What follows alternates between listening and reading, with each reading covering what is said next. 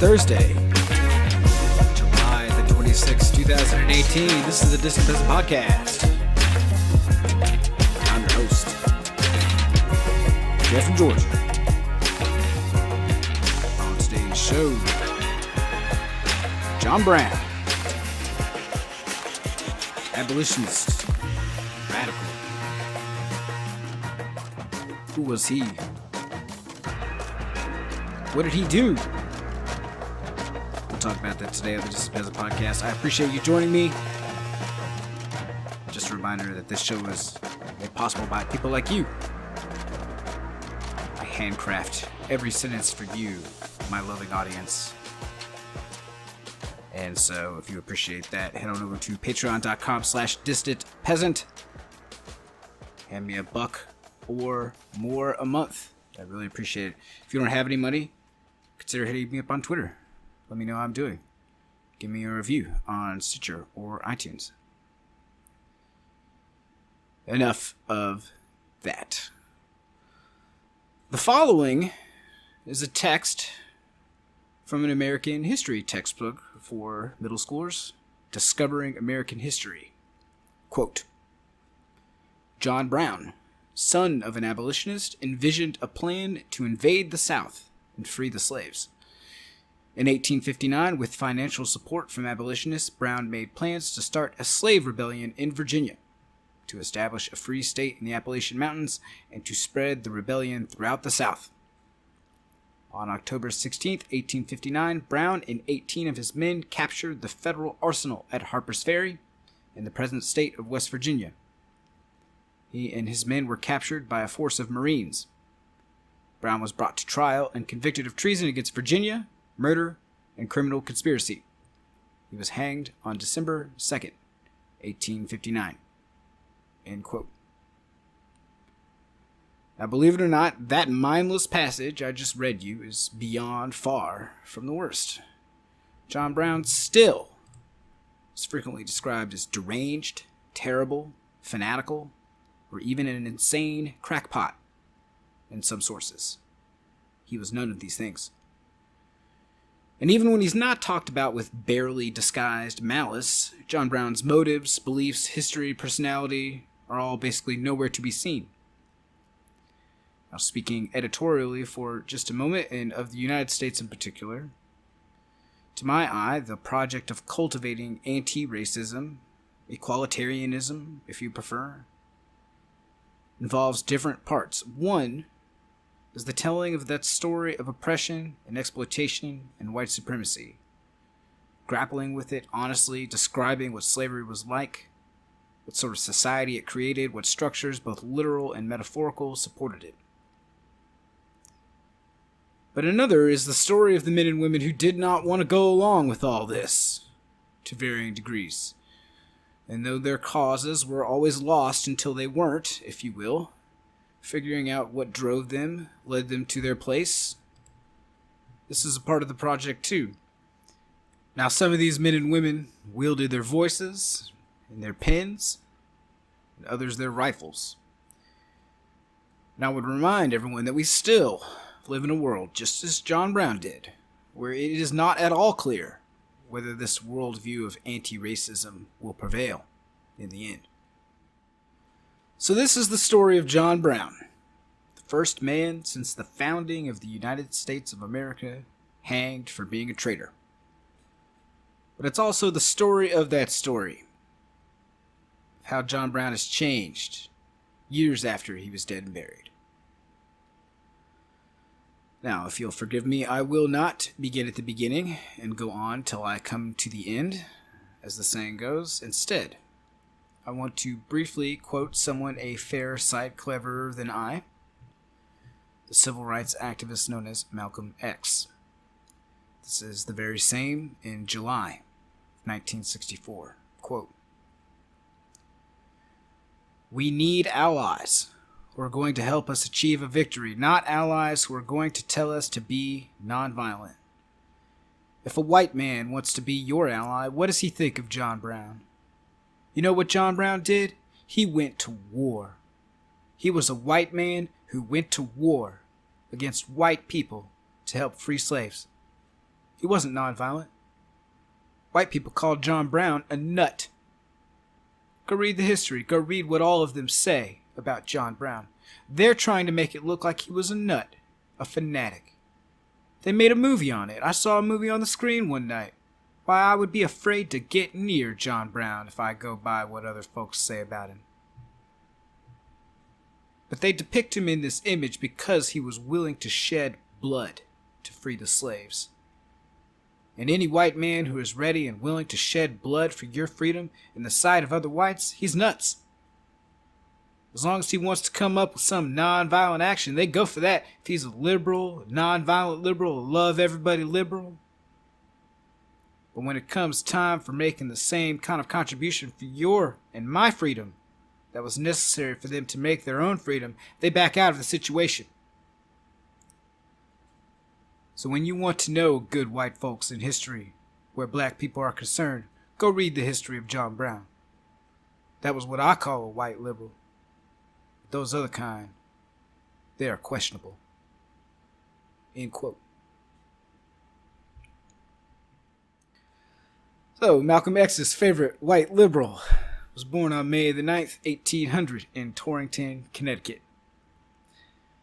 The house that Brown was born in there was destroyed by fire many years ago, but a simple granite monument placed in the 1930s lies there. It reads, "In a house on this site, John Brown was born. May 9th, 1800. His parents were Owen and Ruth Brown. When John was 5, the Browns moved to Ohio, where Father Owen opened a tannery and would eventually become a trustee at the abolitionist hive Oberlin College in 1839. John Brown would recall that an early fear of the Native Americans in Hudson, Ohio would melt away once he observed his father, quote, thought of Indians as neither vermin nor property, end quote, according to friend of the show, W.E.B. Du Bois.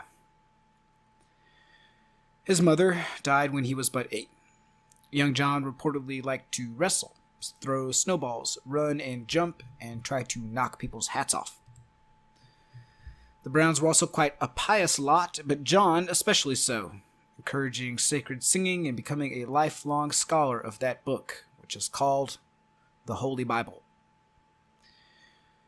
In 1812, war broke out in the United States in a conflict unimaginatively called the War of 1812, and hostilities were fought not far from where the Browns lived.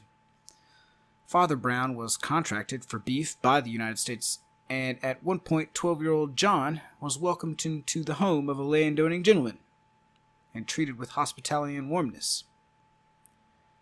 But John's eyes were drawn to another boy, close in age to himself, living in the yard of this gentleman landlord. And then he observed this ill-clad boy-slave, beaten with a fireplace shovel, and would come to acknowledge, with the candor only the young and brave can muster, that he considered this boy his equal. Even then, the religious Brown asked if God was the father of the slave or not, and he would not be the last to ask this question, either in voice or in his heart. He reports this as the moment he would become anti-slavery, and he would hold this view for the rest of his life. His original plan was to wage war from the pulpit. At 16, he walked 500 miles actually, with a brother to Massachusetts and then to Connecticut, seeking to become a Congregationalist minister. The post-war economy and eye inflammation John suffered meant that he never completed the seminary. He walked back to Ohio. When he returned, he went into his father's trade, as sons did so often, and by 1825 he had his own tannery, the archaeological site of which you can still find in modern-day Crawford County, Pennsylvania. In this tannery, he would employ people and get used to becoming a leader and commander of men. Brown himself would later admit this as one of his weaknesses, that it could sometimes dispose him towards imperiousness or authoritarianism. Brown was also, it should be said, a man with great love in his heart for family. He married at 20, and he and his first wife, Dianthe Lusk, had 7 children in 11 years, 6 sons and 1 daughter. His eldest daughter reports that her father used to hold all his little children at night and sing to them. She writes in a way that almost brings a tear to my eyes if I'm not careful, that, quote, "Whenever he and I were alone, he never failed to give me the best of advice, just as a true and anxious mother would give a daughter. He always seemed interested in my work and would come around and look at it when I was sewing or knitting, and when I was learning to spin, he always praised me if he thought that I was improving," end quote. Now, John Brown was a harsh man in many, though not all ways, of course, a man of his time. He was a patriarch who was not above whipping his children, and he was similarly not beneath wrapping his own father in extra blankets during cold weather, or nursing his wife or any of his children who grew ill, often sitting up with them himself.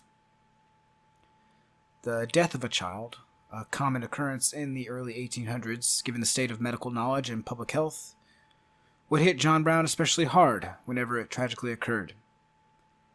He would ultimately father 20 children. Only 11 survived to adulthood. Now, these were the days before the FDIC or the welfare state.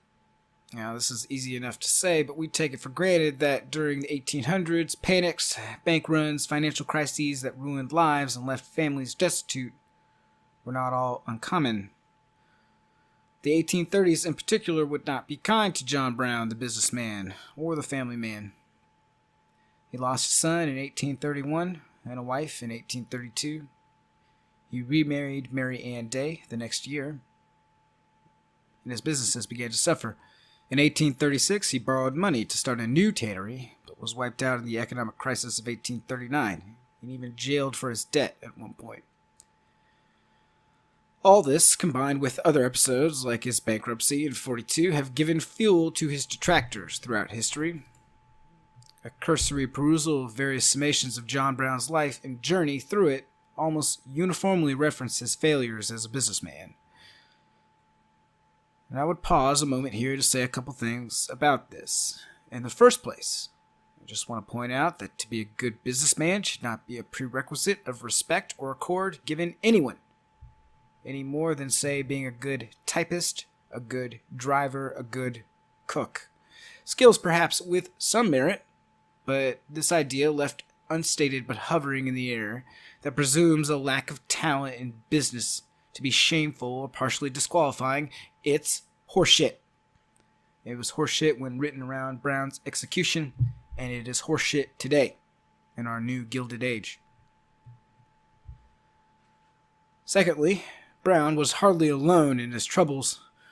Whole swaths of the population of the United States were wiped out by panic and financial crisis constantly in the first half of the 19th century. And these were often people guilty of nothing but working to build lives for themselves any way they could.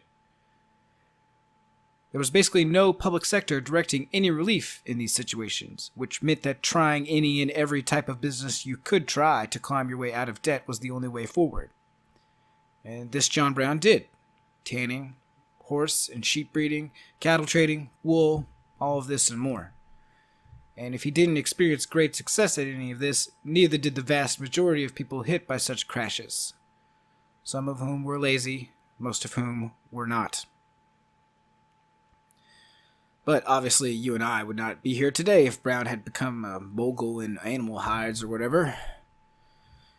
In 1837, after years of crescendo in formal and informal harassment, the American Presbyterian minister Elijah Parrish Lovejoy was killed when a pro-slavery mob attacked the warehouse Lovejoy kept his printing press in. The priest and his supporters actually exchanged gunfire with the mob, and Elijah died on the scene. Pennsylvania Hall in Philadelphia and Marlborough Chapel in Boston were both attacked by pro-slavery mobs around the same time. In response, John Brown stood up in his Congregationalist church and said, quote, "Here before God, in the presence of these witnesses, from this time I consecrate my life to the destruction of slavery." End quote. Now, Dubois relates what happened next and does a good job of it, if I may say so. So I will briefly quote him now. It was in 1839 when a Negro preacher named Fayette was visiting Brown and bringing his story of persecution and injustice that this great promise was made. Solemnly, John Brown arose. He was then a man of nearly 40 years, tall, dark, and clean-shaven. By him sat his young wife of 22 and his oldest boys of 18, 16, and 15. 6 other children slept in the room back of the dark preacher.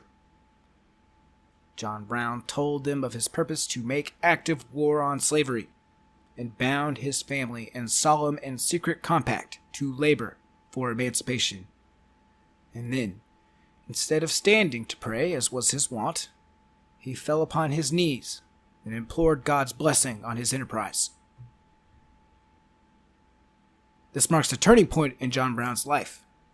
In his boyhood, he had disliked slavery, and his antipathy toward it grew with his years, yet of necessity it occupied but little of a life busy with breadwinning. Gradually he saw the gathering of the mighty struggle about him, the news of the skirmish battles of the greatest moral war of the century aroused and quickened in him, and all the more when they struck the tender chords of his acquaintances and sympathies. He saw his friends hurt and imposed on until at last, gradually, then suddenly, it dawned upon him that he must fight this monster, slaver. End quote.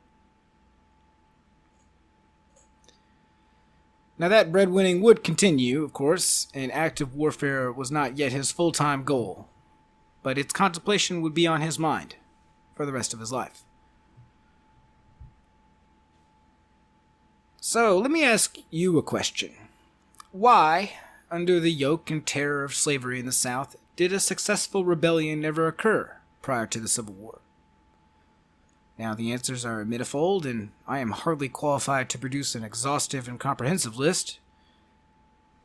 Some answers include that the ratio of slave to free person in the antebellum American South never reached the critical mass required, or that the South's police state against slave organizing and abolitionist agitation was sufficiently effective.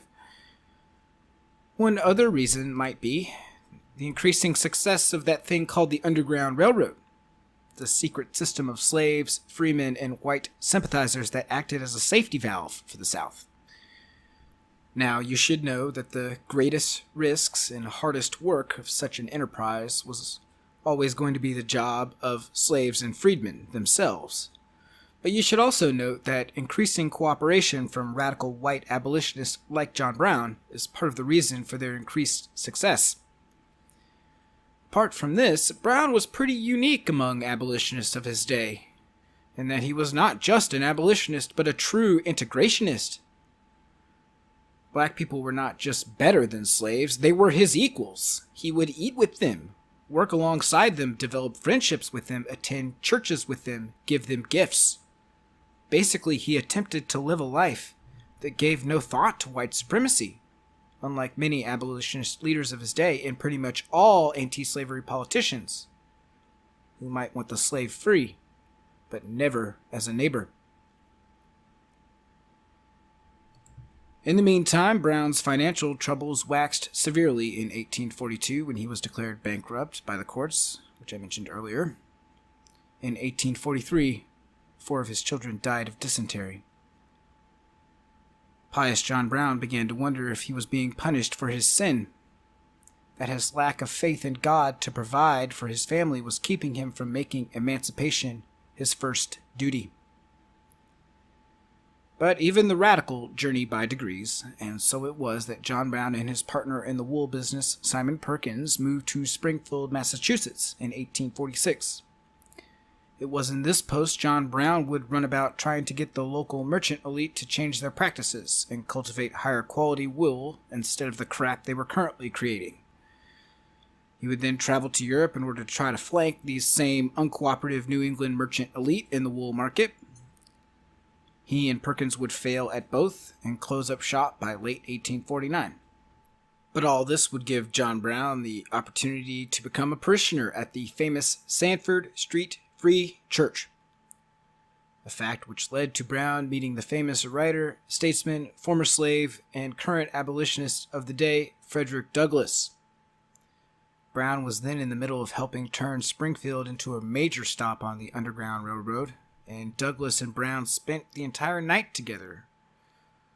Douglas would write, quote, "From this night spent with John Brown in Springfield, Massachusetts, 1847, while I continued to write and speak against slavery, I became all the same less hopeful for its peaceful abolition."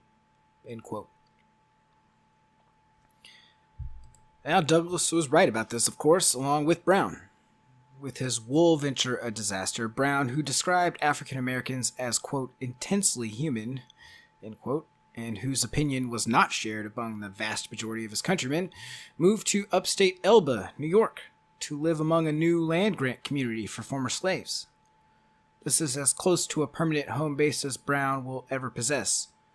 Before he left Springfield for his new farmland, he founded the first militant anti-slavery society in Springfield, naturally. Now, Brown was a man who knew his Bible like a peasant knows his podcasts, and he called it the League of Gileadites. Mount Gilead, of course, being the place only the toughest and bravest Israelites would gather before smiting stuff. Formed in opposition to the Fugitive Slave Act of 1850, this league's goal was simple: let no former slaves be recaptured, whatever that took. Some of his personal instructions to members on what to do if a recapture was attempted went something like this, quote, "Hold on to your weapons and never be persuaded to leave them. Part with them or have them far away from you. Stand by one another and by your friends while a drop of blood remains. And be hanged if you must, but tell no tales out of school. Make no confession. Union is strength." End quote.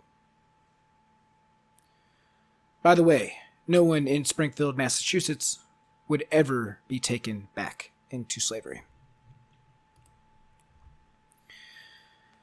But for Brown, the real action would appear in Kansas, with another federal law, the Kansas-Nebraska Act of 1854. This law repealed the old Missouri Compromise of 1820, the act which admitted both Maine and Missouri to statehood as free and slave, respectively, and prohibited the creation of any further slave states other than Missouri north of the 36-degree 30-minute latitude, until the famous Dred Scott case. Instead, according to this act, Kansas and Nebraska themselves would vote as to whether they would be slave or free states, and predictably the most radical pro-slavery and abolitionist forces both flocked to Kansas. Now, Brown would never forget or fail to attend to the people of North Elba, but the pro-slavery supported law meant that the forces of bondage were drooling over the fields of Kansas, and that though the free soilers might be more numerous, those forces of bondage weren't interested in democracy or a fair vote. Slavers and their ruffians would cross into Kansas from Missouri for years to murder and intimidate the opposition and ensure that slavery continued to expand. And to tough old John Brown's eyes, it looked like this was a battle that needed waging. In March of 1855, 5 of John Brown's sons arrived in Kansas Territory, settling at a place called Osawatomie, where the Potawatomi Creek meets the Osage River, and where they constructed a rudimentary sort of fort on a high ground. That fall, John Brown himself arrived and began to organize other free staters and conduct Underground Railroad operations. All of this helped the stage for one of his better-known operations, one that generally makes the textbooks, the so-called Potawatomi Massacre. But that stage is not quite set. Before we talk about that, you should know that the actions John Brown is about to take have important context. For one, you should know that John Brown was convinced by what he considered credible information, threats, and conjecture that his family was marked by pro-slavery thugs for attack. You should also know that days before the Potawatomi Massacre, Lawrence, Kansas was sacked by a sheriff-led posse of pro-slavery militia shitheads. The fortified hotel, 2 newspaper offices, and the house of the Free Stater Militia Commander-in-Chief were all destroyed. The Browns and their allies actually mobilized and headed towards Lawrence when they heard about this, before concluding that they were too late to assist. But it was nearly all violence on the side of pro-slavery forces to this point that was perpetrated in what will become known as Bleeding Kansas.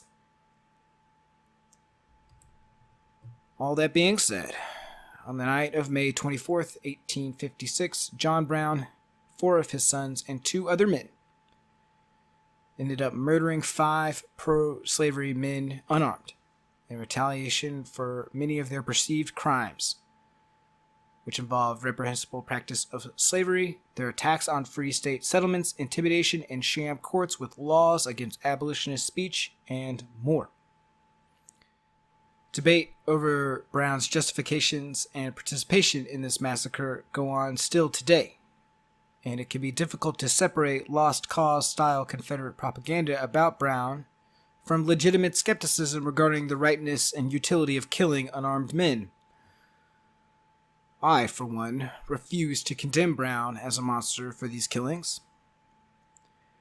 I think what Brown understood was that war was already here. And I don't mean the precursor killings that would escalate following Brown's actions or the ones that preceded him. I mean the war that began the moment the first chain was fastened to the first slave, and which had shamefully progressed for centuries in the United States without any army of the Lord to oppose it. These were the scout skirmishes of that war, and they led to an August stand that same year when John Brown, outnumbered 7-1 by slaver militiamen, would nevertheless briefly stand against that militia with only 38 men.